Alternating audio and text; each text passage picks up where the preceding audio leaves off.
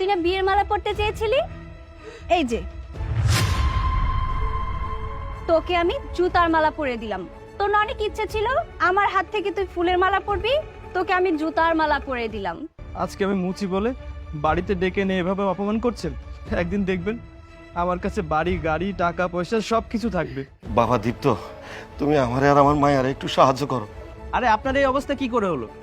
আপনি তো কোটিপতি ছিলেন, আর একজন কোটিপতি হয়ে একটা মুচির কাছে হাত পাততে এসেছেন।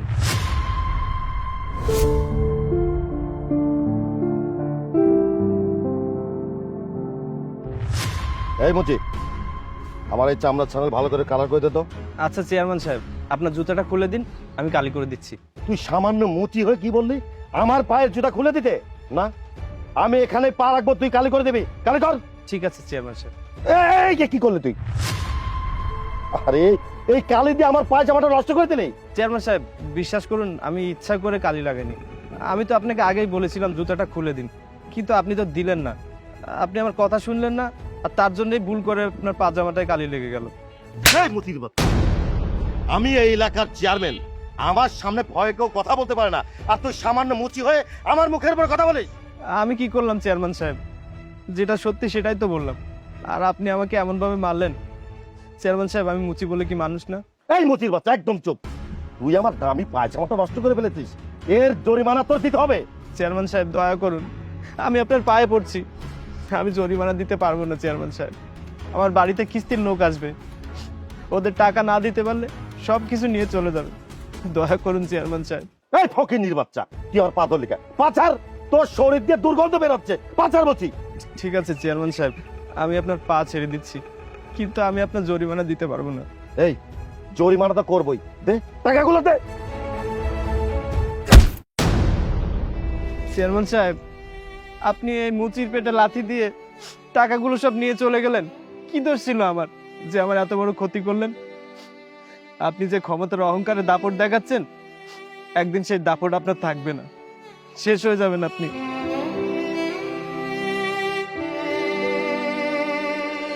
জুতা পালিশ করাবেন? জুতা পালিশ।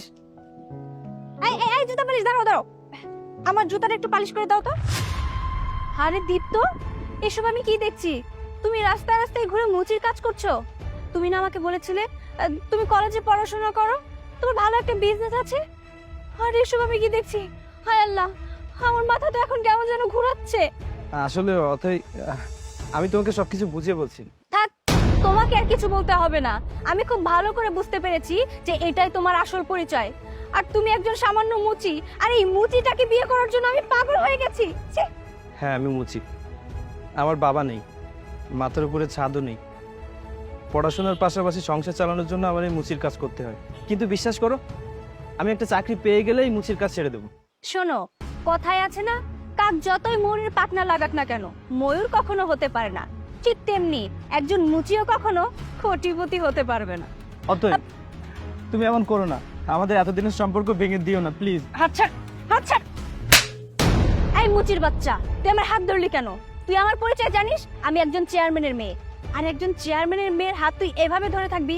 আশেপাশের লোকজন দেখলে আমার মান সম্মান যাবে তো যাবেই, সাথে আমার চেয়ারম্যান বাবার মান সম্মানও যাবে। অতএব তুমি আমাকে মারলে, আমি মুচি বলে আজ আমার গায়ে হাত তুললে, একটা ভালো বাড়ি, গাড়ি, চাকরি নেই বলে তুমি এই সম্পর্কটা ভেঙে দিবে? আরে তুই তো সামান্য একটা মুচি, তুই আমাকে বিয়ে করে নিয়ে গিয়ে কি খাওয়াবি? তুই জানিস আমার মাসিক খরচ কত? আমার বাবা মাস গেলে আমাকে যে টাকা হাত খরচ দেয়, সেই টাকা তো তুই সারা মাসে কাজ করে ইনকাম করতে পারবি না। ভাগ্যিস তুই যে একটা মুচি, সেটা আমার চোখের সামনে ধরা পড়ে গেছে। অতএব প্লিজ তুমি আমাকে আর কয়টা দিন সময় দাও, দেখবে আমি একটা চাকরি খুঁজেই নেব। ঠিক আছে, এত করে যেহেতু কাকুতি মিনতি করছিস তুই আমাকে বিয়ে করবি, তাহলে এক কাজ করিস, কালকে তোর মাকে নিয়ে আমাদের বাড়িতে আসিস বিয়ের প্রস্তাব নিয়ে। তুমি সত্যি বলছো? আমি তোমার বাড়িতে আমার মাকে নিয়ে আসবো? হ্যাঁ, একদম সত্যি কথা বলেছি। মুচির বাচ্চা মুচি, কালকে আয় তুই তোর মাকে নিয়ে আমাদের বাড়িতে বিয়ের প্রস্তাব নিয়ে। তারপর দেখবি আমার বাবা তোদের এমন অপমান করবে যা সারা জীবনেও তোরা ভুলতে পারবি না। ঠিক আছে, আমি তাহলে এখন যাই। আমি তাহলে যাই, আর কয়টা বাড়িতে ঘুরি, তারপরে মায়ের কাছে যাব।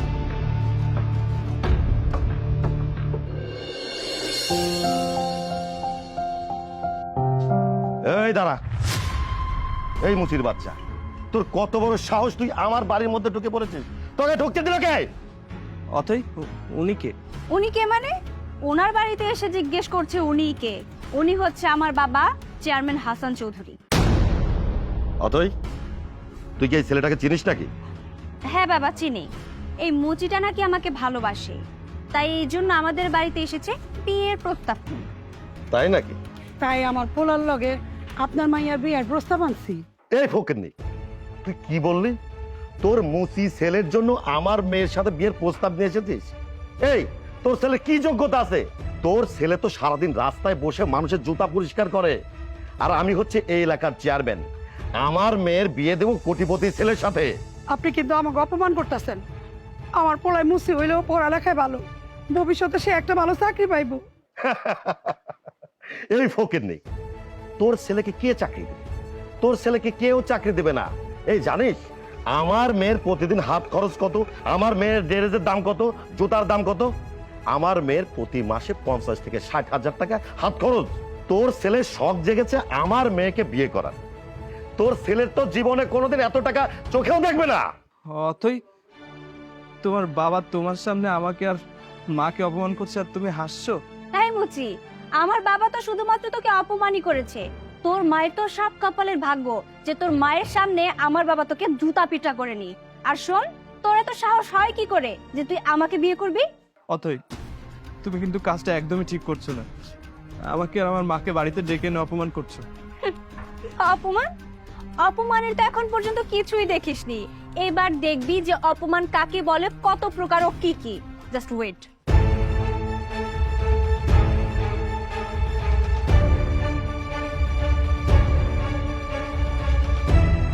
তুই না বিয়ের মালা পরতে চেয়েছিলি? এই যে তোকে আমি জুতার মালা পরে দিলাম। তোর না অনেক ইচ্ছে ছিল আমার হাত থেকে তুই ফুলের মালা পরবি, তোকে আমি জুতার মালা পরে দিলাম। আল্লাহ, এই অপমান দেওয়ার আগে আমার মরণ হইল না কেন? এভাবে কান্নাকাটি করে কোনো লাভ হবে না। শুনে রাখ মুচি, আমার বাবা আমার জন্য বিয়ে ঠিক করেছে। ছেলে শহরে থাকে, ভীষণ কোটিপতি, তার সাথেই সামনে মাসে আমার বিয়ে হবে। তুই বরং এক কাজ করিস, তোর মাকে নিয়ে এসে পেট ভরে চেটেপুটে খেয়ে যাস। আর হ্যাঁ, আমার হাজবেন্ডের জুতা যদি কোনো ময়লা টলা লেগে থাকে, তুই সেটা সুন্দর করে কালি করে দিয়ে যাস। বিনিময়ে আমার হাজবেন্ডের কাছ থেকে তোকে টাকা নিয়ে দিব। আর তারপরে বিয়ে বাড়িতে যে বাড়তি খাবারগুলো বেঁচে থাকবে, তুই পারলে সেগুলো চেটেপুটে খেয়ে যাস। কারণ তোরা তো মুচির বাচ্চা, ফকিন্নির বাচ্চা, তোদের কপালে এসবই জুটবে। কিরে, দাঁড়ায় থাকবে এখনো না ঘাড় ধাক্কা দিয়ে বের করে দেবো? যাও ঠিক। আজকে আমি মুচি বলে বাড়িতে ডেকে নিয়ে এভাবে অপমান করছেন। একদিন দেখবেন আমার কাছে বাড়ি, গাড়ি, টাকা পয়সা সবকিছু থাকবে। আপনি তো আপনার মেয়েকে বাড়ি গাড়ি দেখে বিয়ে দিচ্ছেন। দোয়া করি যেন সুখী হয়। এই মুচির বাচ্চা মুচি, তুই এখন যেমন মুচিগিরি করিস না, তুই ভবিষ্যতে মুচি থাকবি। যা বলছি। আল্লাহ চাইলে গরিবকে ধনী আর ধনীকে এক মুহূর্তে গরিব বানিয়ে দিতে পারে। ক্ষমতার অহংকার বেশি দিন থাকে না। একটা কথা মনে রাখবেন, অহংকার পতনের মূল। চলো মা। যা বলছি। শকুনের দোয়ায় গরু মরে না। হ্যাঁ মা, চলো। চল। কিরে, দাঁড়া দাঁড়া। কিরে মুসি, শুনলাম চেয়ারম্যানের মেয়েকে নাকি বিয়ে করতে গেছিলি। সবাই মিলে অপমান করে জুতার মালা গলায় দিয়ে নাকি বাড়ি থেকে তাড়িয়ে দিয়েছে। হ্যাঁ, যেটা শুনেছিস সেটাই সত্যি। তুই আমাকে মুচি বলে কেন ডাকছিস? আমার নাম নেই নাকি? হ্যাঁ, মুসি বলবে না, তোর নাম ধরে ডাকতে হবে। হেই, যারা ব্যাংকে চাকরি করে তাদেরকে ব্যাংকার বলা হয়, যারা স্কুলে পড়াশোনা করায় তাদেরকে শিক্ষক বলা হয়, আর যারা রিক্সা চালায় তাদেরকে রিক্সাওয়ালা বলা হয়। যারা এই জুতো দুটো কালি করে তাদেরকে কি বলা হয়? মুসি বলা হয়। তুই তো জুতো পরিষ্কার করিস, তোর তো মুসিই বলবো। যাই হোক, এই খাতা কলম নিয়ে কোথায় যাচ্ছে? আমি সরকারি চাকরির পরীক্ষা দিতে যাচ্ছি। তোর মতন মুসি আবার চাকরির পরীক্ষা দেবে? এই, তোরা চাকরি দেবে কে রে? দেখ, চাকরির পরীক্ষা দিতে গেলে শিক্ষাগত যোগ্যতা লাগে। আমি মুচি নাকি রিক্সাওয়ালা এটা দেখে কেউ আমাকে চাকরি দেবে না। আমি যদি পরীক্ষার খাতা ঠিক মতো লিখতে পারি, প্রশ্নের উত্তর দিতে পারি, তবেই আমার চাকরি হবে। যাই হোক, তোর সাথে এত বাজে কথা বলার সময় আমার নেই। আল্লাহ, এই চাকরিটা আমাকে পাইয়ে দাও। এইসব মানুষদের অপমানের যোগ্য জবাব আমি দিতে পারবো। আরে দাদা, তুই মুসি ছিলি, সারা জীবন মুসিই থাকবি। ভালো আর চাকরি করা লাগবে না কখনো তোমার।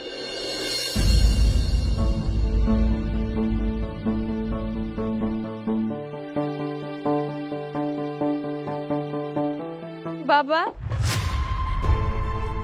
কিরে মা, তোর মন খারাপ কে? তুই কাঁদতাছিস কে জন্য? আর তোর হাতে কাটার দেখ কে? কি হয়েছে মা?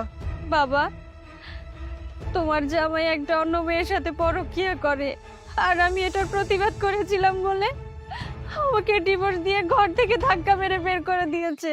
হায় আল্লাহ, তুমি এটা কি করলে আল্লাহ? একটার পর একটা বিপদ আমার দিলা। আমার টাকা পয়সা ধন সম্পত্তি গাড়ি বাড়ি সবই নিয়ে নিলা। আমার মায়াটার সংসারও নিয়ে নিলা। এখন আমি আমার মায়ার কই যাবো, কি খাবো? বাবা, তুমি অন্তত এসব কথা বলো না। তুমি যদি এসব কথা বলো আমি কোথায় যাব বলো তো? তাহলে তো আমার মরা ছাড়া কোনো উপায় থাকবে না। মারে, এখন আমি এই মুহূর্তে কি করব? আমরা কোথায় যাব, কি করব? মানে এই মুহূর্তে আমাদের বাঁচাইতে পারে একমাত্র উপায় আছে মা, দীপ্তর কাছে গেলে আমাদের মনে হয় উপায় হবে রে মা। কি বলছো বাবা? দীপ্ত আমাদের বাঁচাবে মানে? বাবা, আমি শুনছি দীপ্ত মুসি থেকে কোটিপতি হয়ে গেছে। সে মানুষের অনেক দান সৎকার করে, অনেক উপকার করে। মানে চল আমরা দীপ্তর কাছে যাই। দেখেছো বাবা, যাকে মুচি বলে একদিন অপমান করে গলায় জুতার মালা পরিয়ে আমাদের বাড়ি থেকে বের করে দিয়েছিলাম, আজকে কিনা তার কাছেই সাহায্যের জন্য ভিক্ষা চাইতে যেতে হবে। আরে মা, সবই আমাদের কপালের ফল। চল আমরা দীপ্তর কাছে যাই, চল।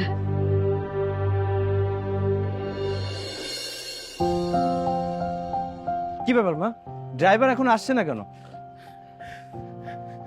বাবা দীপ্ত, তুমি আমার মায়া ডারের আমারে একটু সাহায্য করো। আপনাকে কোথায় যেন দেখেছি, আমার ঠিক মনে পড়ছে না। তুই চিনতে না পারলেও আমি ঠিকই চিনতে পারছি। উনি সেই অহংকারী চেয়ারম্যান যিনি তরে মুসি বইলা তার বাড়ি থেকে ঘাড় ধাক্কা দিয়া বাইর করে দিছিল, আর তার ক্ষমতার জোর দেখায়া মানুষ দিয়া তোর মুসির দোকান ভাঙিয়া দিছিল। হ্যাঁ, উনি তো সেই চেয়ারম্যান সাহেব। আরে আপনার এই অবস্থা কি করে হলো? আপনি তো কোটিপতি ছিলেন, আর একজন কোটিপতি হয়ে একটা মুচির কাছে হাত পাততে এসেছেন। কি ব্যাপার, আপনার মুখটা তো শুকনো লাগছে কেন? আপনার তো কোটিপতি ছেলের সাথে বিয়ের কথা। আমাকে মিথ্যা বলে বাড়িতে ডেকে নিয়ে জুতোর মালা পরিয়েছিলেন আমাকে, আর অপমান করে বের করে দিয়েছিলেন, আর এখন তার কাছে এসেছেন হাত পাততে। দীপ্ত, তুমি প্লিজ আমাকে ক্ষমা করে দাও। আমি আসলে বুঝতে পারিনি যে তুমি এত তাড়াতাড়ি এরকম মুচি থেকে কোটিপতি হয়ে যাবে, আর আমরা কোটিপতি থেকে রাস্তার ভিখারি হয়ে যাব। কিসের ক্ষমা চাইছো তুমি? আরে তোমাদের মতো অহংকারী মানুষদেরকে ক্ষমা করতেও চাই না, আর করার সাধ্যও আমাদের নেই। বেরিয়ে যাও, না হলে কিন্তু ঘাড় ধাক্কা দিয়ে বাড়ি থেকে বের করে দেবো। দারোয়ান! বাবা, আমি তোমার দিনে পায়ে পড়ি, তুমি না আমার মেয়েরে ভালোবাসো। বাবা, তুমি আমার মেয়েটারে মেনে নাও, আর তোমার ঘরের বউ করে নাও। বাবা, আপনি কি করে ভাবলেন আপনার মতো ফকিরের ডিভোর্সি মেয়েকে আমি বিয়ে করব? আমি কি আগের মতো আছি নাকি? আমি এখন কোটিপতি, আমার পিছনে হাজার হাজার কোটিপতির মেয়ে ঘুরে বেড়ায়। আমি তাদের কোনো একজনকে বিয়ে করব। বেরিয়ে যান এই বাড়ি থেকে, এক্ষুনি বেরিয়ে যান।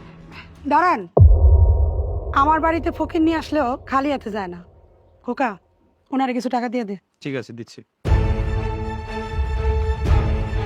গাড়ি চলে এসছে, চলো।